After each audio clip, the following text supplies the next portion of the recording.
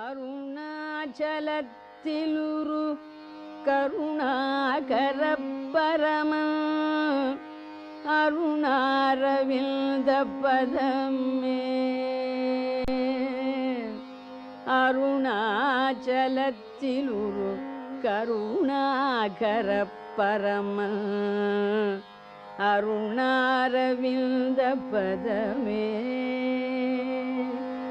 அருணாரவிந்த பதமே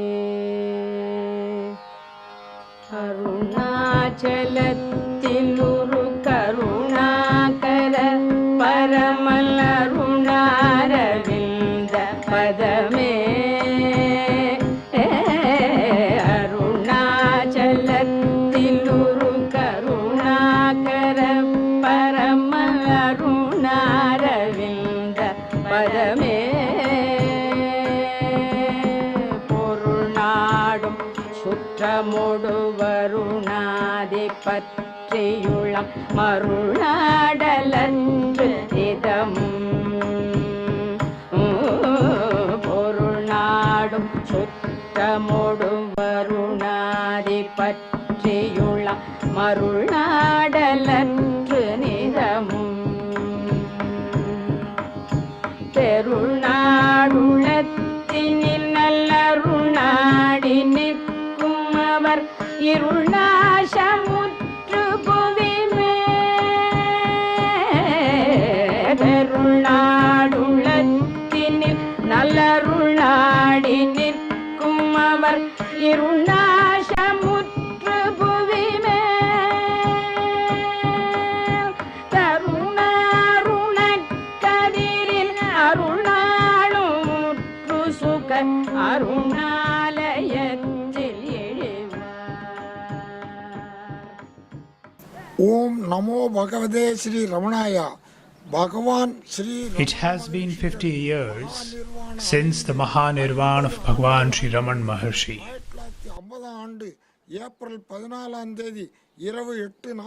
I had the rare good fortune of being present on the night of April 14th, 1950, when a brilliant star slowly sailed across the sky at the very moment the Maharshi took his last mortal breath.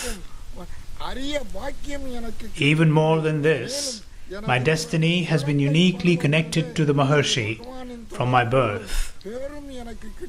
My father, Nagasundaram Iyer, was the younger brother of Sri Bhagavan. Not long after I was born, my mother passed away, and when I was 3 years old, my father took sannyas and joined Sri Bhagavan and their mother Alagamma at Skandashramam.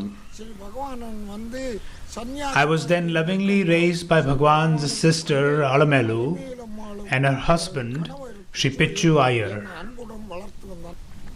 Since they had no children of their own and none of my father's brothers had any issues, I became the only remaining descendant in my family's line. As a child, I was brought to Annamalai 2 or 3 times each year to see Bhagavan, my father and grandmother Alagamma when she was still living. Sometimes I was left in the care of Bhagavan and stayed overnight in the ashram. Like a mother, he would put me to sleep at night and then wake and wash me in the morning. My life flowed on smoothly. I was married in 1929. All my 7 children were brought to Bhagavan soon after their birth, and he was pleased to bless them by giving them their names. With Sri Bhagavan's consent and blessings, I was requested in 1938 to move to Tiruvannamalai and assist my father, Sri Niranjanananda Swami, in managing the ashram. After my father was absorbed in Sri Bhagavan in 1953, I succeeded him as the ashram manager and president. In all humility, I can say that Bhagavan has showered on me incredible grace and blessings from my birth to this very day. In 1984, my wife Nagalakshmi attained the holy feet of Sri Bhagavan. I continued serving in the ashram until 1994, at which time I resigned, handed over the presidentship of the ashram to my eldest son, Sri V.S. Ramanan, and took the vows of sannyas.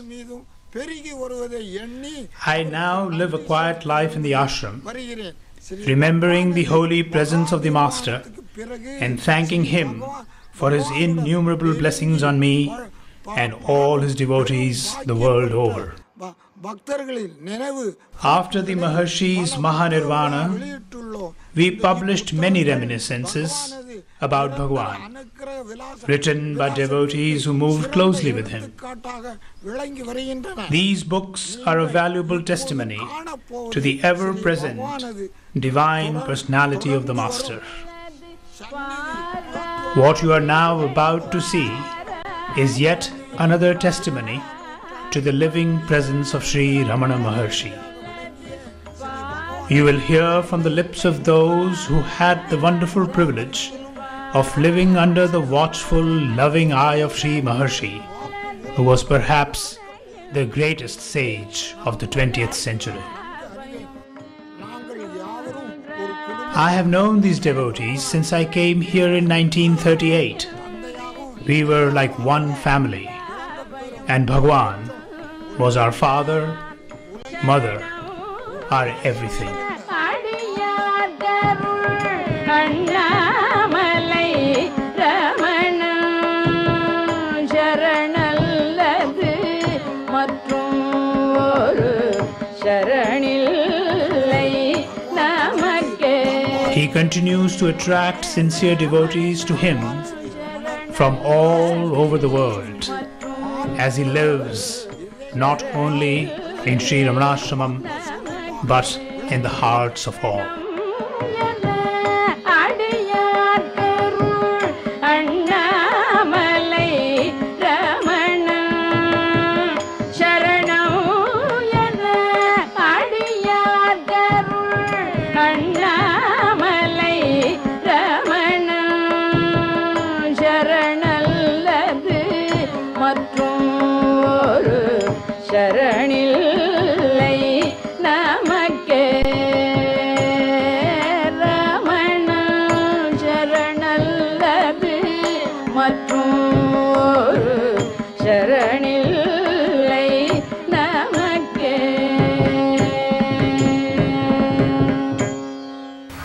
I first met Bhagavan on the 29th of September 1940, and I last met him in the first week of April 1950, a week before his death. During my first visit, a great man, Sir P.S. Swami, a wonderfully great man, I told him I was going. He said, "Don't go alone. Take somebody whom you like, to whom you are attached, take them." And so I took one old student, Subramaniam, one then student, Ismail, and my wife. So I went to this group of people. And for this, Shivaswami here is responsible. He told me he used to walk on Uttarakhand, Nilgiri Hills. There's a place called Dodapetta, which is a steep precipice. From there, you can look into the abyss about 8,000 feet below. People like to look into it, look down, and in order not to fall, becoming giddy, they used to tie themselves up with a piece of rope. Somebody will hold the rope, and then you can look down. So he gave me this analogy and said, when you go to Bhagavan, you will swept off your feet, you will fall into the abyss. I see. And so be bound by attachment to some people. So I had 3 ropes, my wife, my student, very fine people, all the very good people. Many people went to him because they wanted their wishes fulfilled. Many people went to him because in their affliction they found consolation from him. Many people went to him with intellectual problems which he solved. So there are many, shall I say, demands on him, and he met them mostly. So far as I am concerned, I went because, see, in 1927, I had heard of him, I had read about him. Kavya Kanta came and spoke in my college. So I heard about Bhagavan, and many people had written to me. But at that time I was a fool, and I said, what is this man sitting on top of a hill and doing nothing? Here is Gandhi. Then in 1939-40, I passed through a series of very interesting experiences. One was, I read the poems of Gurugara. I know something about poetry. English time, poetry is poetry. Poetry is the bridge between the actual, phenomenal, and the ultimate real. Now, when I read Gurugara's poems, I said, good heavens, the man who inspired this kind of poetry is divine. Number one, that moved me completely. Gurugara completely converted me. Next thing that happened was that I had a very terrible domestic problem.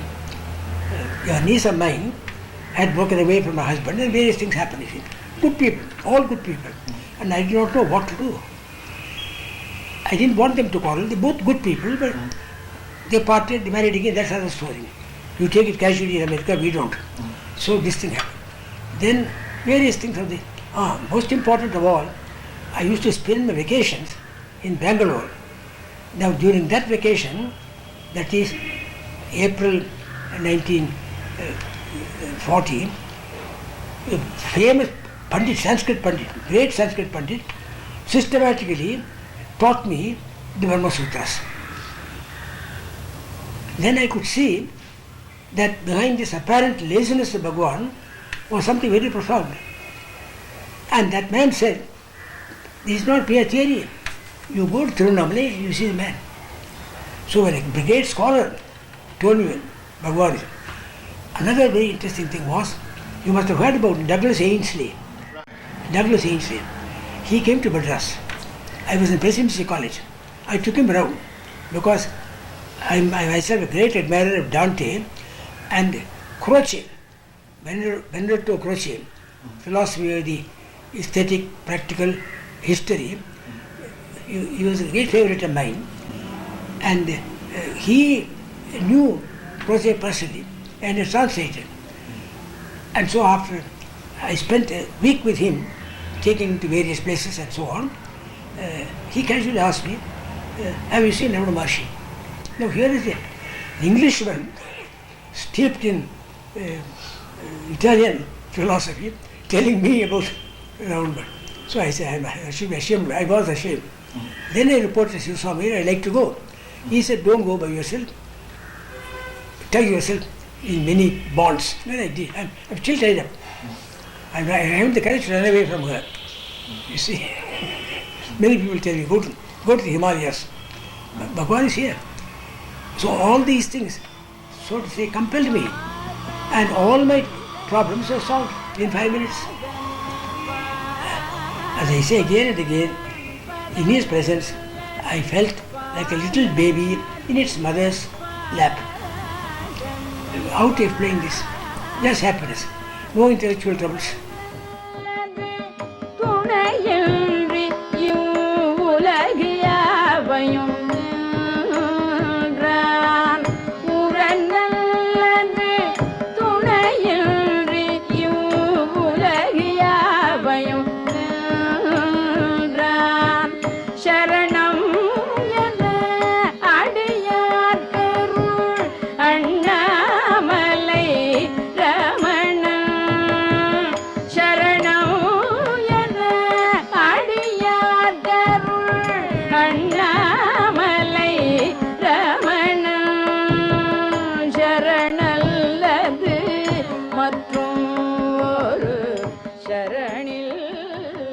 வயசுலேயே நான் சும்மா இருந்தேன். 16 வயசுலேயே 18வது வயசில் நினைக்கிறேன் பகவான் சொப்பனத்திலே தான் நான் காட்சி கொடுத்தார் முதல்ல. At a very young age, when I was around 18 years old, Bhagavan appeared to me in a dream. In the dream, I saw this hill and Bhagavan walking towards me. I could even see a Shivalinga in the dream. Before this, Krishna used to appear in my dreams frequently. But here was a person I had never seen before. I was captivated by him. Our family deity was Vishnu, and we used to offer puja to Vishnu and Krishna. However, seeing a Shivalinga in the dream puzzled me.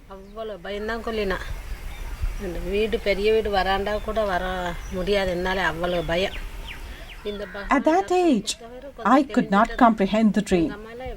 Right from then onwards, my mind changed. Having been a coward since childhood, I would not even walk to the veranda of my house at night. But after having obtained the darshan of Bhagavan in my dream, the fear that had gripped me left me.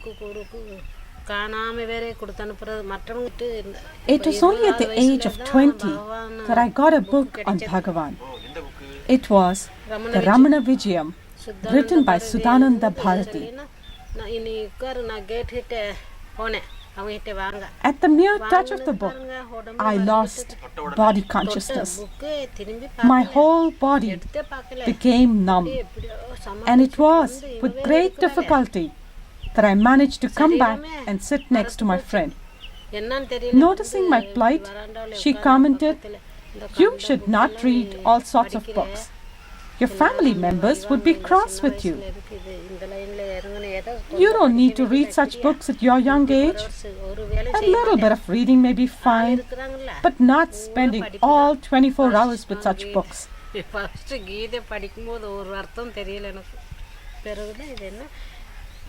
Those days, I would spend all my time reading spiritual books like Jnana Vasishta, Bhagavad Gita, etc. I curiously opened Ramana Vijayam for the first time. As soon as I did so, I saw a picture of the young Bhagavan. I fell down on the impact of seeing the picture. What book is this? I wondered. Don't read this book. I think this book will change your life, my friend warned me. I saw her off and took the book to bed with me. I was afraid that I would swoon again. So I lay down on the bed to read the book. As I read the book, I was so absorbed that I didn't feel my goosebumps. My eyes kept closing involuntarily. I later understood that this was meditation, as prescribed in Bhagavan's path. In my family, women were not allowed to leave the house, not to mention leaving the town. However, after reading Ramana Vijayam, I felt I should meet Ramana Maharshi before giving up this body, whatever the consequences. The book provided me with this vairagya, but I could not leave home immediately, and it was 2 years before I was successful. I left home stealthily with my brother's help. He is also a spiritual person and is a sadhu now. I reached Annamalai with the help of a servant. Having reached there, I was filled with guilt for having run away from home and remorse for having done a wrong thing in order to achieve good ends. I wished I had been born in some other family. I felt very depressed. I came to Bhagavan Sannidhi outside the old hall. Ommandua Reddy was seated among the audience at that time. I had gone to the office to inquire about Bhagavan and was told that he was near the well. When I came to the well, I could not see Bhagavan, only a flame of fire. I asked for directions to go to Bhagavan, and they have sent me to a sacrificial place, I said to myself. As I stood there, Bhagavan appeared at that very spot. I thought I had this delusion of seeing fire instead of Bhagavan because I had come in from the hot sun. It was only later that I realized that Bhagavan had given me Jyoti Darshana. I could feel the Spurana in my heart. Bhagavan said, "You have come home. sit down. I sat down in front of him, but did not ask him anything. There were so many people around, and I was not used to it. I had no idea what to ask him anyway. I spent 3 days sitting in front of Bhagavan. However, the feeling of guilt of running away from home continued to haunt me. One day, Bhagavan narrated his story to Annamalai Reddy. I ran away from home too. I was afraid that somebody might catch hold of me and take me back home. I was running away like a thief. If it was so difficult for me, how much more difficult would it be for a woman? These words of Bhagavan wiped out my sense of guilt completely. Those words of Bhagavan also removed any residual fear in me entirely. Since then, I have gone round the hill alone several times, even at night. I would go without telling anybody. There was no fear. If I had fear, how could I have stayed here alone? About my running away, Bhagavan said, "What about it? That may be needed." I was 16 when I came here. Moreover, she is a young girl. That is how one must do it if need be. What's wrong about it?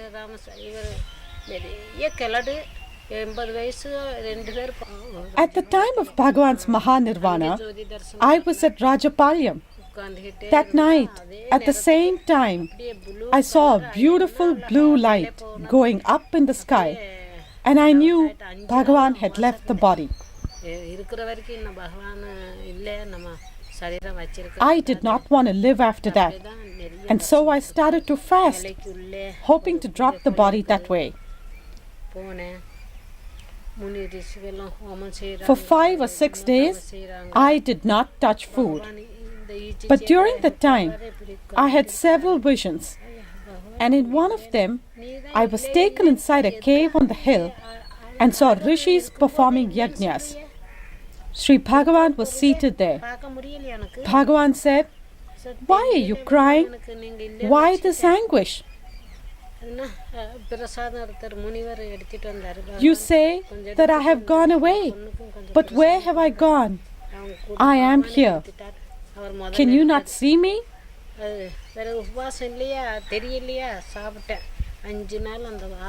Some rishis brought some prasad to Bhagavan. Sri Bhagavan took some and gave it to me. I did not remember in the dream that I was fasting, so I ate the prasad given to me by Bhagavan. For 5 days afterwards, the smell of that prasad was with me. Now, was that a dream or reality? I consider it to be Bhagavan's grace. The morning after the dream, I started taking food and coffee. My brother and sister were also fasting with me, deciding to give up their bodies if I were to give up mine. From that day onwards, I had no thought at all that Bhagavan had left us.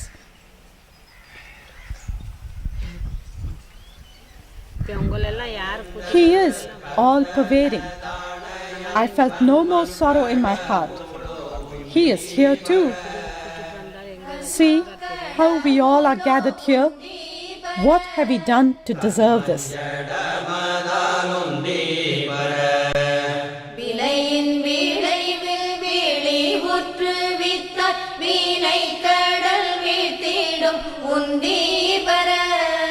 வினைக்கடல் வீழ்த்திடும் முந்தீபர வீடு தரலிலை முந்தீபர கருத்தனு காக்கும் நிற்காமிய கண்மம் கருத்தை திருத்திய துந்தீபர கருத்தை திருத்திய துந்தீபர கதிவழி காண்பிக்கும் முந்தீபர திடமீது பூஜை ஜபமும் தியானம் உடல் வாக்குள தொழில் உந்தீபர உடல் வாக்குள தொழில்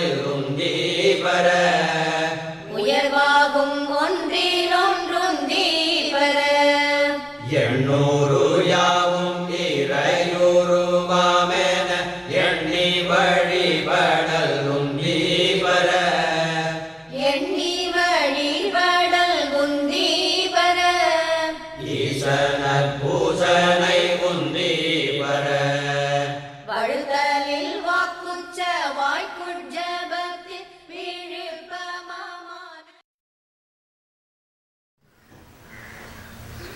The next day, we had a meeting with Bhagavan. Just then Bhagavan had arrived in the present premises of the ashram, where there are no buildings at all. There is only a shed covering the samadhi of mother. Bhagavan was seated on a bench under a tree, under the shade of a tree. He had the dog Rose lying on that bench. He was simply stroking the dog.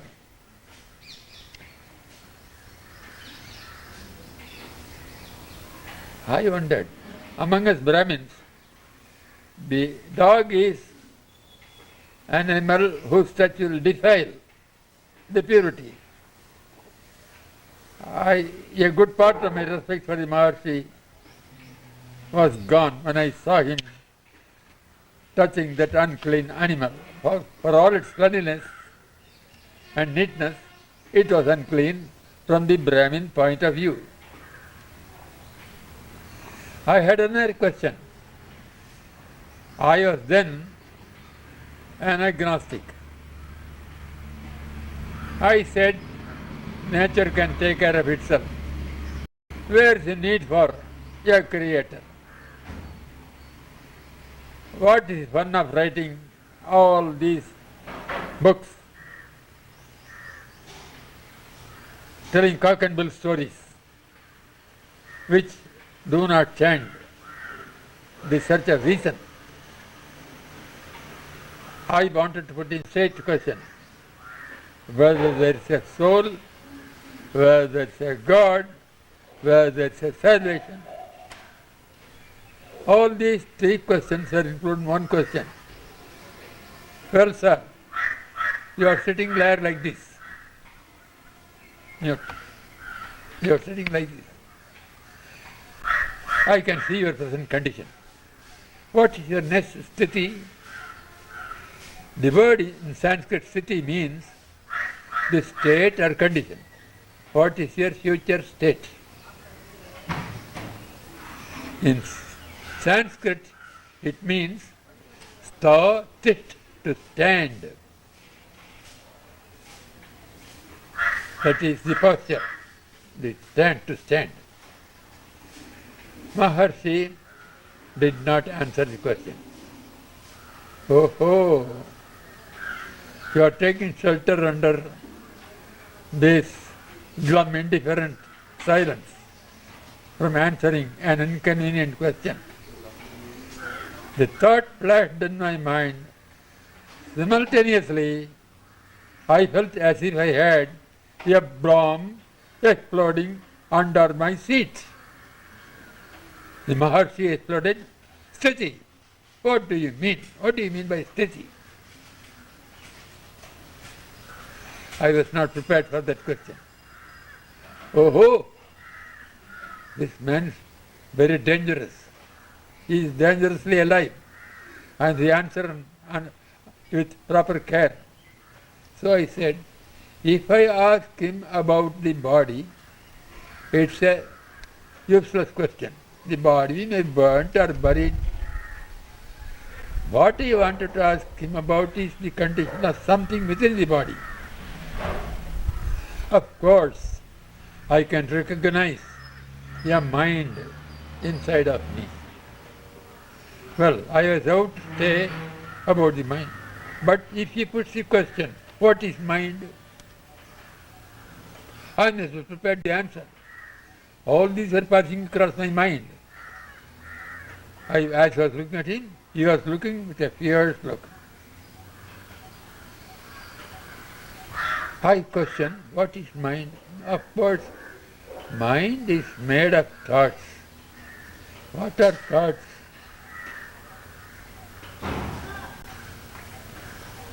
I landed in a void. No answer. I could not present a question about a mind which did not exist. The mind was a thing that existed for me. I found it does not exist. I was bewildered. I simply sat like a statue. Two pairs of eyes were gripping each other. The eyes of the Maharshi and my eyes were gripping each other in a tight embrace. I had no sense of body, nothing except those two pairs of eyes, except a pair of eyes. I don't know how long it continued. When I came to myself, I was terribly afraid of the man. This is a dangerous man. In spite of myself, I prostrated and got away from his company. That look was not unfamiliar to me. That was the look which the Maharshi gave in my 14th year. நலம் பெறலாம் நாளும் ஆனந்த வீட்டில் அமரலாம் ஆனந்த வீட்டில் அமரலாம் மோன நிலை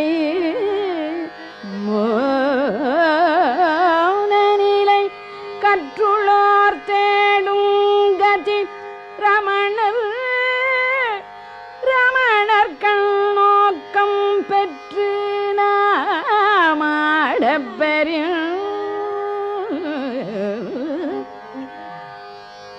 மோன நிலை கற்றுள்ளோர் தேடும் கதி ரமணர் கண்ணோக்கம் பெற்று நாமாடப்பெறின் ரமணர் கண்ணோக்கம் பெற்று நாமாடப்பெறின்.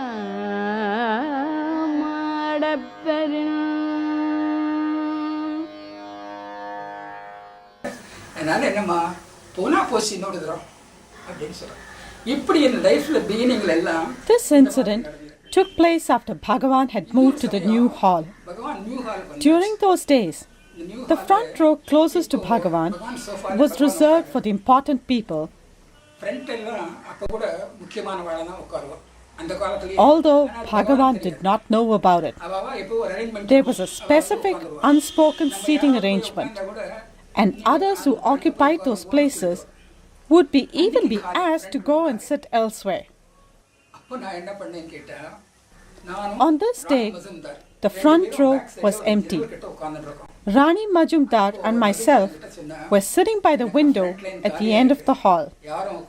Rani suggested that the two of us could sit there close to Bhagavan.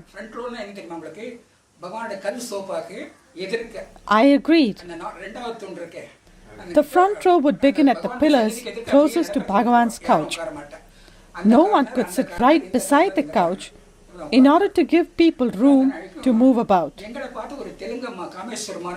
On seeing the two of us, a Telugu lady called Kameswaramma also came and sat next to us in the front row. The three of us were directly facing Bhagavan. As soon as we had settled there, Bhagavan began looking directly at me. Unable to bear the intensity of his direct look, I immediately closed my eyes. How long I remained like that, I do not know. But some time later, I opened my eyes and found Bhagavan seated motionless, looking at me just as before. I closed my eyes again. Some time later, Mauni Srinivasa Rao came with the day's tapal. தப்பால் எடுத்து வந்த உடனே அப்போ நான் கண்ண முடிந்ததுக்கு எனக்கு என்னன்னு தெரியாது. நான் அப்படியே கண்ண முடின்னு உட்காந்துருக்கேன். Hearing Bhagavan talk to him, I opened my eyes. அப்போ வந்து பகவான் என்ன பண்ணுறதுக்கு பேச ஆரம்பிச்சிருக்காரு. However, I was still in the same state that I was in when my eyes were closed and didn't really register anything that was happening.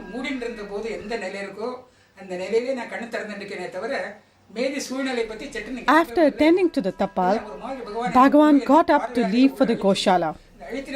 I got up along with everybody else, but again, without any real awareness of my surroundings.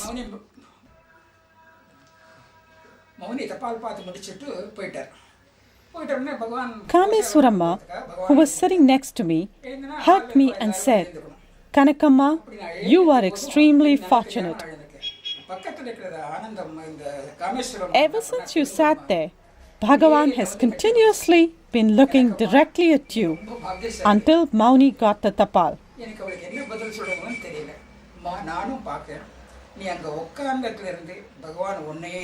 You have got everything. Bhagavan has given you all that you need. So saying, she hugged me close to her. But I was in no state to give a reply. I just told her, tears are streaming down my eyes. I don't know what to say.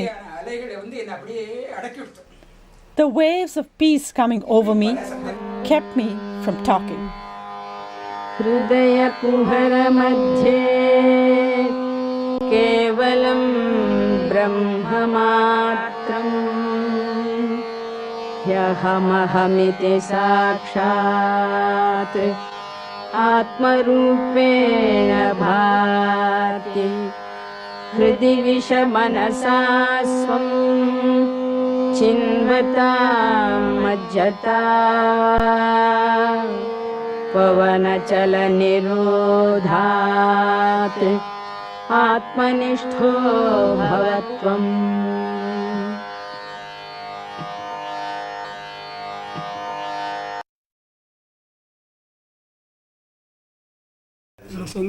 I came from Tondanguruchi, where I had a stall to distribute water to the needy. One day, a sadhu came and gave me Bhagavan's Upadesa Saram and a photograph of Bhagavan. I saw Bhagavan's picture and was instantaneously captivated. I decided that I must see Bhagavan immediately. I hastened to Tiruvannamalai the very same night and have never gone back. It happened to be a full moon night. When I arrived at Tiruvannamalai, I chanced to meet Seshadri Swami at a corner of the Rettai Pillayar Koil, close to the big temple, and received his blessings. I then went to Sri Bhagavan. When I came to the ashram, there was just a shed over the mother's shrine, and Bhagavan was seated there.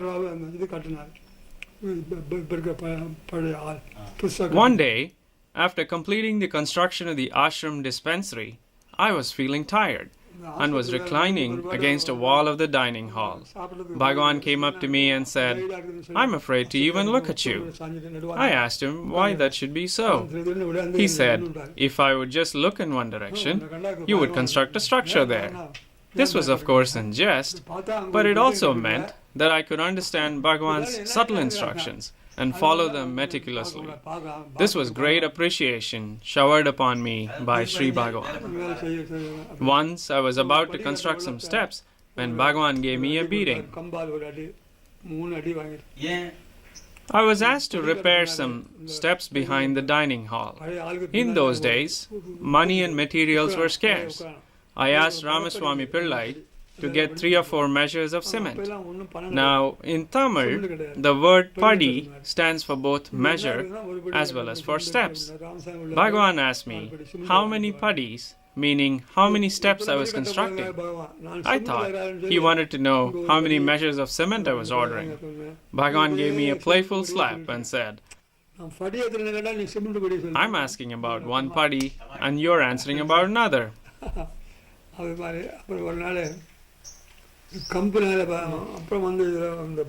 On another occasion, I was cementing the surface below the water tap to be used to clean vessels. Bhagavan was sitting next to me, giving me instructions. As I got up, I banged my head hard against the tap. Bhagavan asked Madhava Swami to bring Zamba and personally massage my head for a long time. Though I had pain in my head, I kept reminding myself of Bhagavan's teaching, which was to give up the I am the body idea. I also thanked the tap for giving me this opportunity to receive a massage from the golden hands of Sri Bhagavan. It is said in Aksharam Annamalai, unless thou extends thy hand of grace and embrace me, I am lost. Have mercy on me, O Arunachala. Or graciously enfold me body to body, limb to limb, or I am lost, O Arunachala. In the earlier days, Madhava Swami, Rangaswami Subramanyam, and I used to massage the sole of Bhagavan's feet with oil at night and put our heads against his feet to receive his grace after completing the massage. Bhagavan used to pretend to be asleep when we did this. However, when large crowds started coming to the ashram regularly, we had to stop this practice of ours. When we tried to massage him, Bhagavan would say that if I did so, then everybody would want to touch him. Vande Sri Ramana Maharshi Acharyasya Padabjam Yo me darshayadisham Bhantam Dhvantamatitya Kathaya nijaya kalusham harata karuna nidhina runa shailajusha Bhagavahana bhashita tatvavida Vrishavahana mauna rahasya bhrita Ganaran mukha suri sabha guruna guna sanchaya ratna mahodadhina Dhana gudha sahasrakarena yatha tanukanchuka gupta maha mahasa Chaturena chalendriya nigrahane patuna paraya I grew up in Bhagavan's hometown, Tiruchuri. My father-in-law was a revenue inspector and Bhagavan's father was a lawyer. I lived in Tiruchuri for 3 years when his father was alive. I was married when I was 13 years old and lived at my in-laws' place for 2 years. When I was 15, my husband passed away. I then came to Tiruchuri and stayed at home all the time. It was at the age of 28 that I came to Bhagavan. I had not seen him before. My sister was married to a doctor, son of Tiruchuri's Lakshmi Ammal. In those days, my brother-in-law and my sister's mother-in-law used to say that a boy who used to live in Tiruchuri had become a great saint and now lives in Tiruvannamalai. They wanted me to see him. I refused, saying that it was not proper for me to leave home.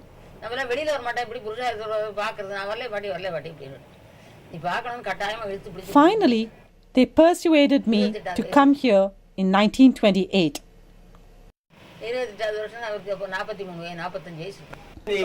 When I came here, the old hall was already built and Dandapani Swami, Muruganar's father-in-law, was in charge. He used to run a coffee shop earlier. Seeing me, he introduced me to Bhagavan as a relative Sambandhi of Lakshmi Ammal. Bhagavan gave a happy smile and said, "Varatom, Varatom. She is welcome, she is welcome." I had come with a return ticket, which was valid for 15 days. I stayed for 15 days.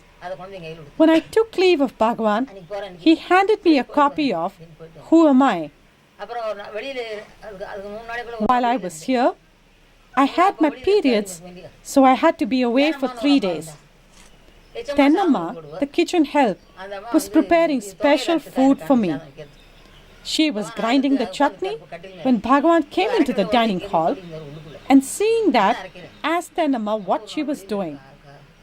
When she informed Bhagavan that due to the pollution of my periods, she was serving me Yachamma's rice and the chutney outdoors. Bhagavan was annoyed and said, "There is no pollution. Give her ashram food. Why do you segregate her like this?" My next visit was only after a year, and that also happened in a beautiful way. It seems the ashram was contemplating writing a letter to me, asking me to come and help in the kitchen. At that time, Sri Seshayar, a lawyer from Kakinada, and a father of 6 sons and a daughter, visited my village to meet his relatives. He was going to Tiruvannamalai and asked me to go with him. The moment I entered the hall, Bhagavan remarked, "See, you wanted to write to her, and she has already arrived." Bhagavan and I used to cut vegetables, make paste, and make other preparations for cooking. Even for dosa, we used to grind together. It was a great joy to work along with Bhagavan. He was always in a joyful mood. Even a few words spoken by Bhagavan or a stay of few minutes with him used to take away whatever sorrowful or dejected mood we were in. In those days, there was water scarcity for 6 months. So cooking was a difficult task during those 6 months of scarcity. We used to fetch water from the well in Palakotu and fill up a big vessel in the kitchen. Later, Bhagavan then had his well dug outside the dining hall, after which there was no water scarcity. I worked in the kitchen for 5 years. Santamma, Tennamma and Subbulakshmi Amma used to work with me. Bhagavan would come with other sadhus to cut vegetables at 5 o'clock or so. We did all the 3 meals of the day: breakfast, lunch and dinner. The food was all prepared by me, and I also had to serve Bhagavan. He liked it very much and insisted that I should serve him. Bhagavan's way of cooking was always very delightful. One day, he asked me to cook the brinjal, eggplant tops that had been left over along with some green peas. I argued that the tops were too thick and would not cook properly. He convinced me that I should cook it and told me that it would turn out all right. When it did not cook well, I went to the hall once or twice to tell him that it was still not cooked. Bhagavan then came and started stirring it. Surprisingly, it was cooked nicely.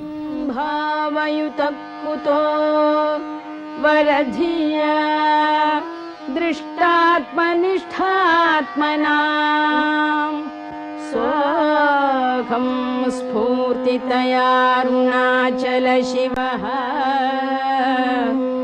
purno vibhati swayam. Swakham spurtitaya arunachala shivah purno vibhati swayam. Arunachala shivah purno vibhati swayam. Bhagavan himself said, "Where am I to go? I am here," he said. This time he is keeping up the world. How can you, what we are entering this office, ashram premises, the gate itself, you put some sort of peace that anybody can enjoy that, but even not a devotee. That is always here. So his presence is felt here always. A jnani has no going or coming. He is always present. So that is the case. There is no way to develop. The physical form is not necessary unless you are developed freely to understand what is Bhagavan. Then only even after coming here and sitting in the hall for months together, I was not able to understand Bhagavan. What is Bhagavan? What is he? What is he giving? What is he doing? Who is he? After some months only, I came to know what is Bhagavan. It is the Supreme Being, flesh and blood, perfection to the core. We cannot say. They say avatars, but he is not an avatar. Just above that state, he is the Supreme Being, personified embodiment. Face to face we sat among us, slept along with him, took our food with him, and sat with him at his feet for years together. And we say, Vedic age, we hear about rishis, the annals of history.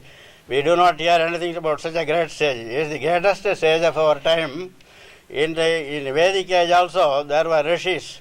They have got their own impulses. They get anger, they get lust, everything. But can we say anything about our Bhagavan? No, we can't say.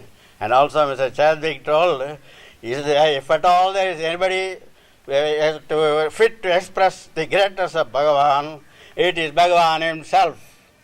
What, will Bhagavan do that? No. That is the greatness of Bhagavan. His bewitching smile, his beaming forehead, his glittering radiant eyes, his sweet voice with measured words, his sweet form, majestic form, still we see in our days. There is nothing felt because his physical form is absent, we do not feel any difference. Still his power is more potent and more powerful and always here. Om Mahasena Mahomshena Jataya Namaha. Om Sri Ramanaya Namaha. Om Gurave Namaha. Om Akhanda Samvidakaraya Namaha. Om Mahaujase Namaha. Om Karanodbhavaya Namaha. Om Jagadhitaavataraya Namaha.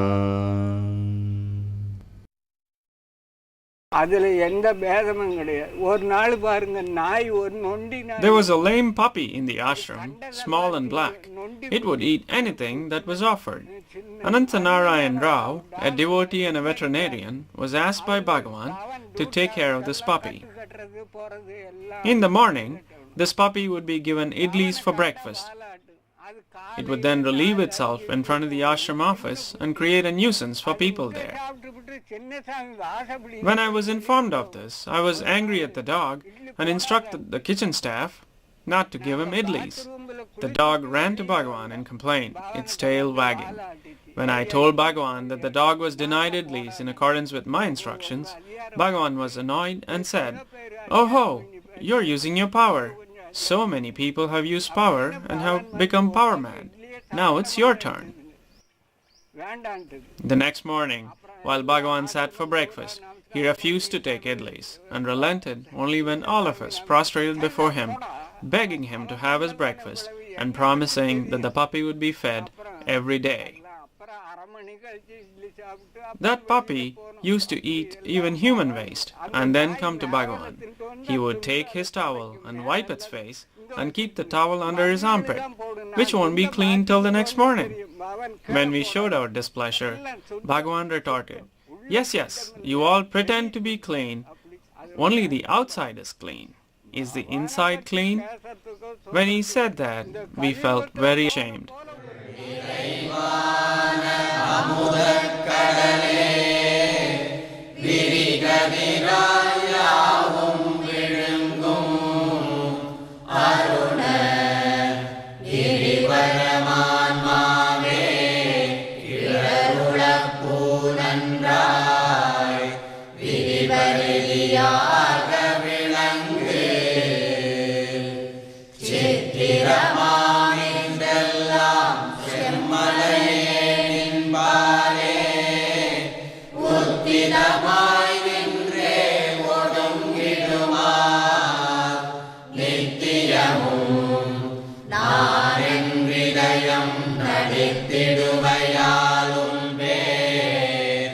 தானிதயம்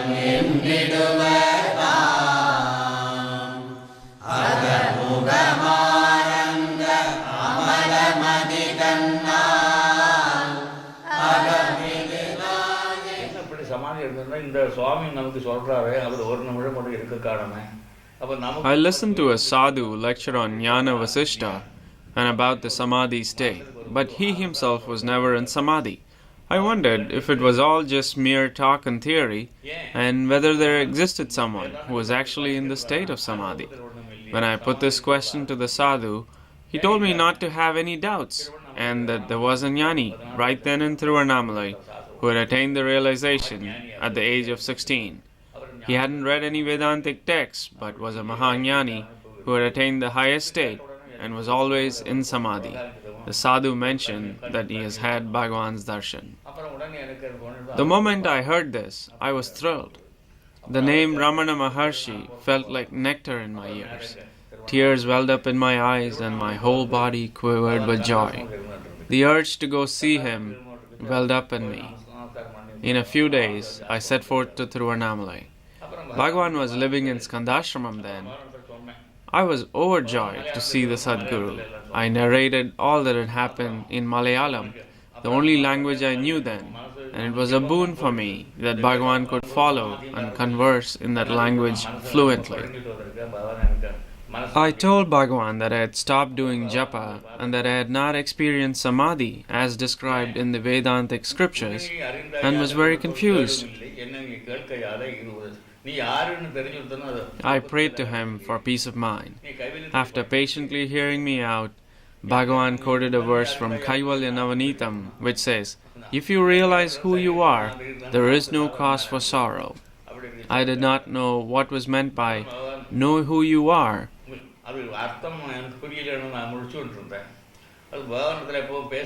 Seeing me blinking in ignorance, Bhagavan proceeded to tell me that the mind is mere thoughts, and knowing oneself is to find the source of all thoughts. So saying, he pointed to his heart. Until then, I was concentrating only on the Bhumadhya. However, when I turned my attention to the heart, I was led to samadhi quickly. It was like a flash of lightning, and I lost body consciousness. I realized that Bhagavan had given me the samadhi experience. He was looking at me all along. I was looking into his eyes when I went into samadhi.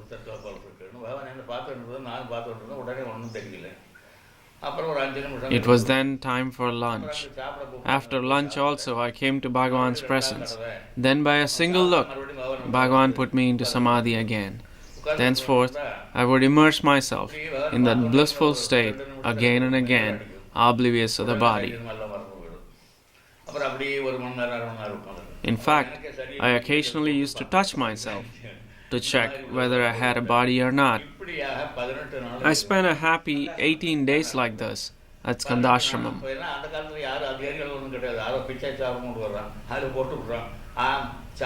Someone used to offer food to Bhagavan, from which all of us were also given a share. I started feeling guilty that instead of offering food to the Guru, we were eating out of his share, and that this was not proper. Also at home, I had my own room, where I could practice in peace as I felt I was established in samadhi. I felt I could remain in samadhi all day at home. Besides, this would absolve me of the sin of causing my guru loss of food. I went back to my village, but as the time passed, the intensity of meditation lessened. When I noticed that I could no longer be in samadhi, I understood that the samadhi anubhava is by the grace of the Guru and not by my own attainment. I felt that I shouldn't have come away from Bhagavan, and that had Bhagavan used the same logic, he would have gone back to Tiruchuli.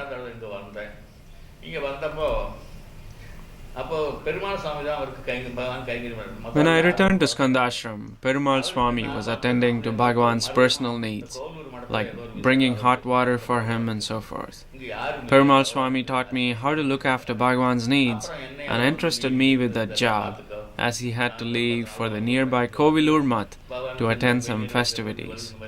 While I was attending on Bhagavan, I told him how the intensity of samadhi had lessened once in my village. Bhagavan very graciously quoted from Kaivalya Navanitam that the samadhi anubhava occurs to everyone and anyone by the mere presence of the Sadguru or by reading his works, but it would not be permanent.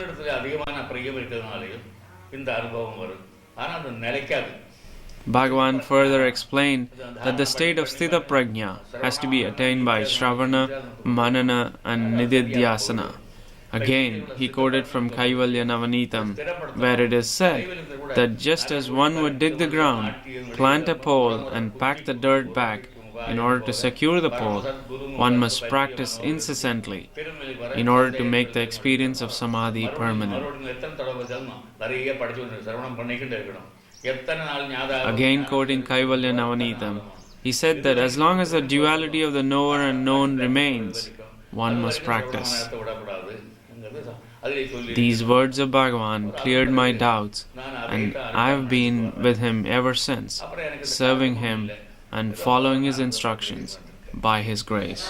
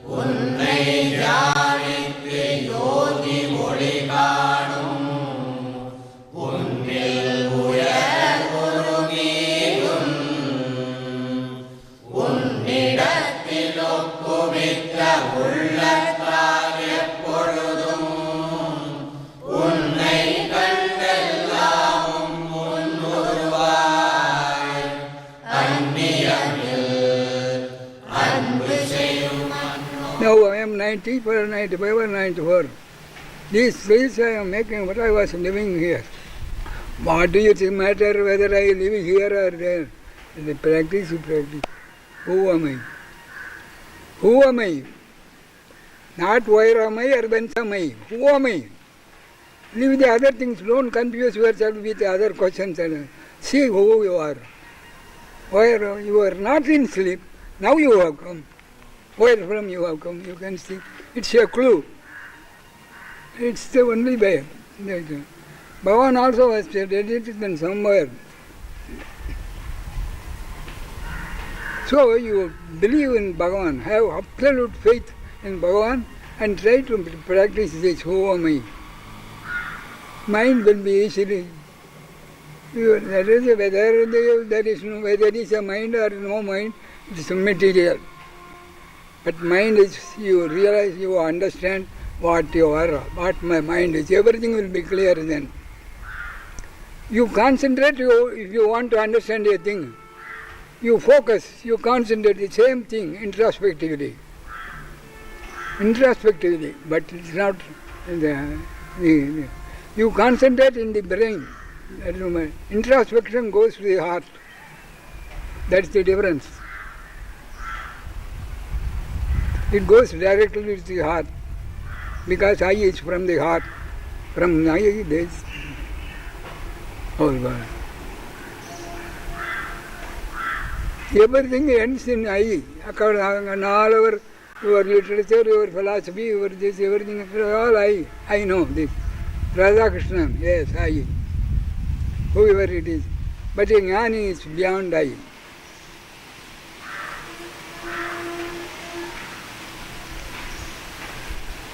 So I don't want to presume or assume I am a jnana, but I know what I am telling you, if you agree, if it is please you. It is very simple. You must know the method, the technique of it, so to say. It's a technique, no doubt. Because you know words. It's as I told you, it's nearly trying to remember a forgotten thing. You must focus. Yes, I know. You say like that. But here, who am I, Bhagavan? I was not in sleep. Where were I in sleep? Where from now I will come? Where from you will come now? In sleep you are not. Can you tell me the place where you were in sleep? No. But if you focus, if you pay attention, there is a evolution. You understand? But it will take some time. No thoughts. No dream.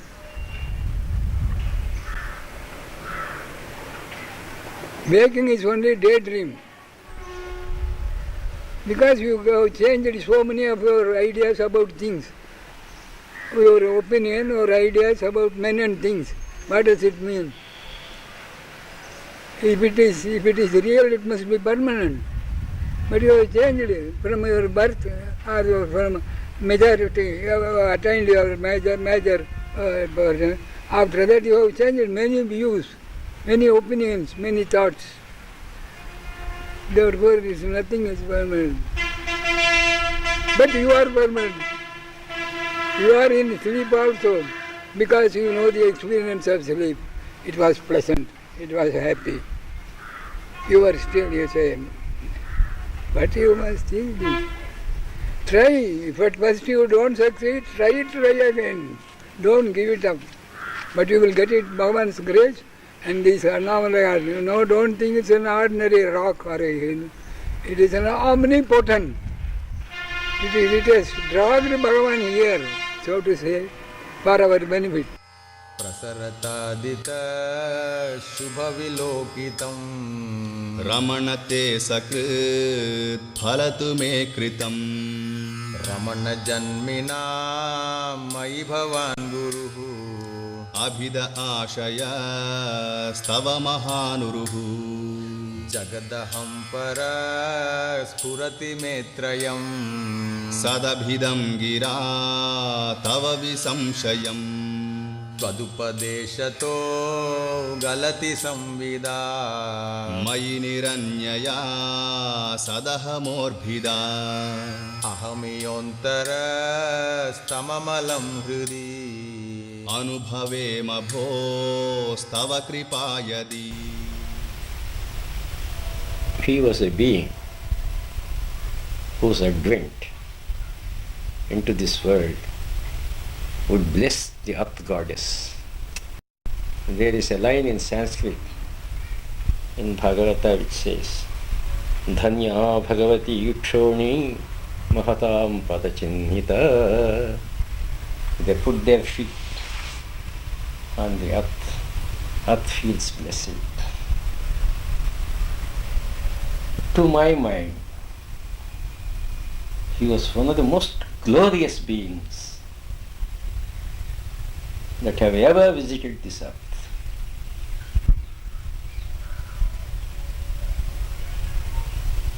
The more you live with him, the more you feel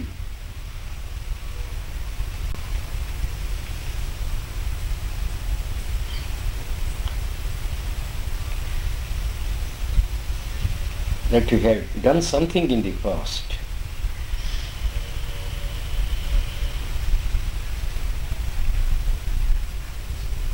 something great which entitled you to deserve association with Bhagavan. Being with him is being elevated. You need not talk with him. You need not discuss with him. You need not try to learn from him through speech. He was pouring out his grace like the rays of the sun. No stopping, ever. It was for you to receive it. You must have the proper receptivity. Of course, we could not do it all the time, being weak. whatever we could receive, we could observe, went into us without our knowing it and remade us. There was no special effort needed on our part. It was all His. The effort was not really ours.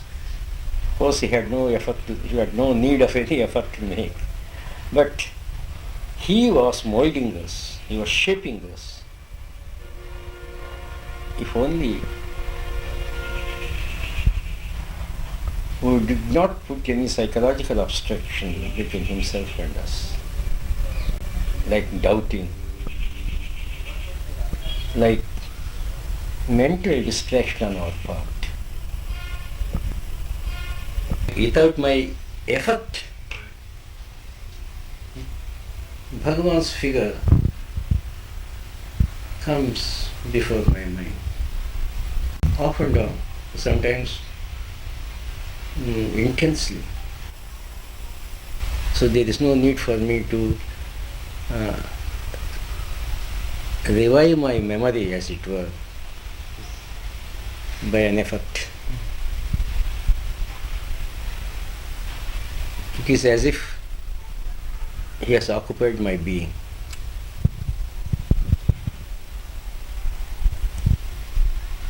That is what Bhagavan would do to anyone.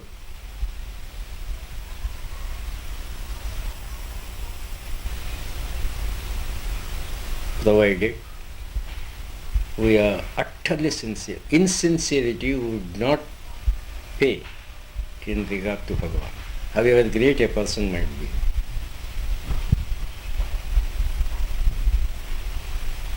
Once he knows you are sincere, you get everything from Bhagavan.